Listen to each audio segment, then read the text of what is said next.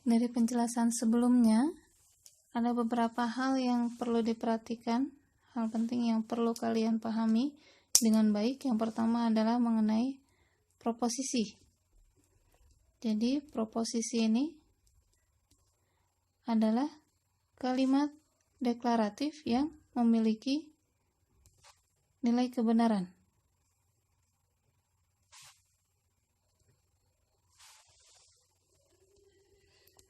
Untuk kedepannya, proposisi ini nantinya akan dinotasikan ya. Dinotasikan dengan huruf. Contohnya P, Q, R, dan seterusnya ya. Biasanya menggunakan huruf kecil. Kemudian, tadi juga kita pelajari bahwa proposisi itu bisa saling kita kombinasikan satu sama lain ya, yang menjadi proposisi majemuk menggunakan operator logika. Operator logika yang kita pelajari. Pertama ada negasi, kedua ada konjungsi,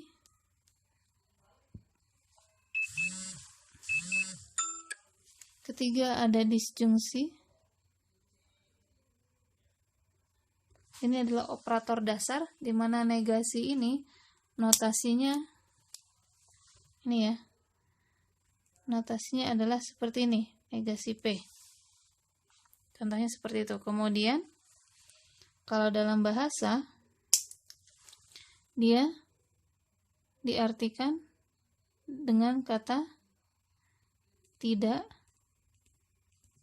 bukan, tidak benar bahwa, atau salah bahwa. Seperti itu ya. Kemudian kalau konjungsi itu adalah penghubungnya.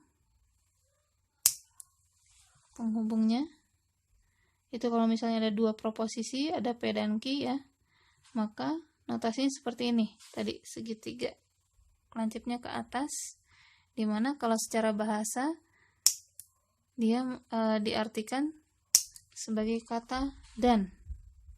Bisa kata dan yang setara dengan dan ya, bisa kata juga, serta, namun. Intinya penghubungnya tapi, penghubung yang sifatnya konjungsi. Namun, tapi, meskipun, walaupun gitu ya.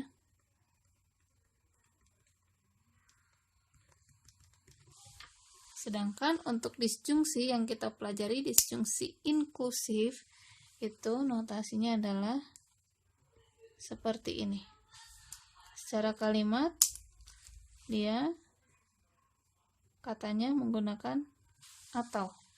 Cukup atau saja ya. Dan tadi juga kita sudah mempelajari mengenai disjungsi inklusif dan eksklusif. Kalau yang atas ini tadi yang inklusif, yang bawah adalah eksklusif. Ini kalau dalam pemrograman dia setara dengan XOR. Ya, dalam algoritma bahasanya adalah XOR.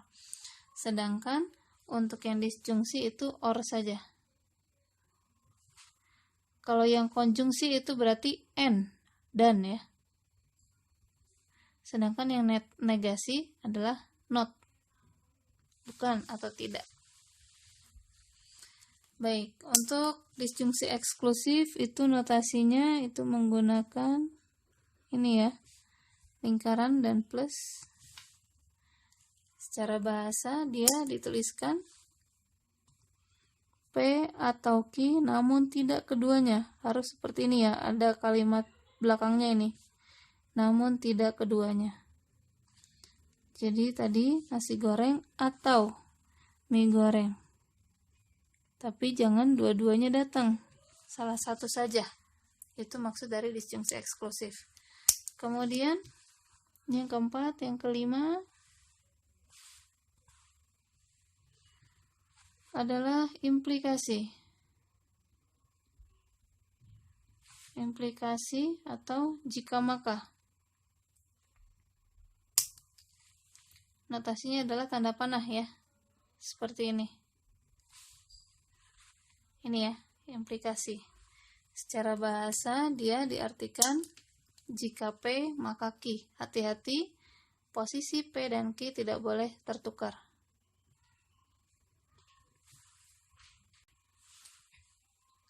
Dan untuk operator terakhir adalah biimplikasi. Biimplikasi ini adalah implikasi yang bolak-balik ya, berlaku dua arah. Ya, simbolnya itu adalah panah bolak-balik.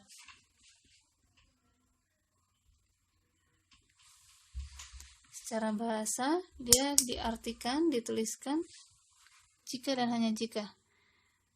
P jika dan hanya jika Q.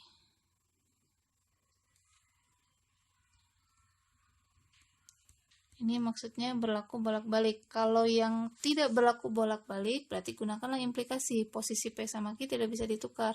Sedangkan kalau mau yang bisa ditukar, seperti tadi contohnya antara disebut orang kaya dan memiliki banyak uang, P-nya orang kaya, Q-nya punya banyak uang, itu kan bisa ditukar-tukar tuh. Nah, itu bisa menggunakan yang biimplikasi. Kemudian kita akan mempelajari cara membuat tabel kebenaran.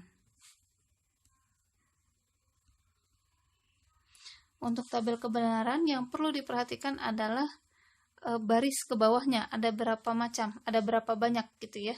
Jadi kalau misalnya ada satu proposisi, misalnya hanya P saja,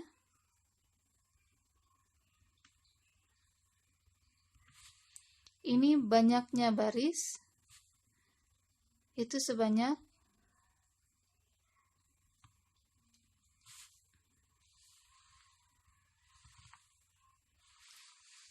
sebanyak 2/1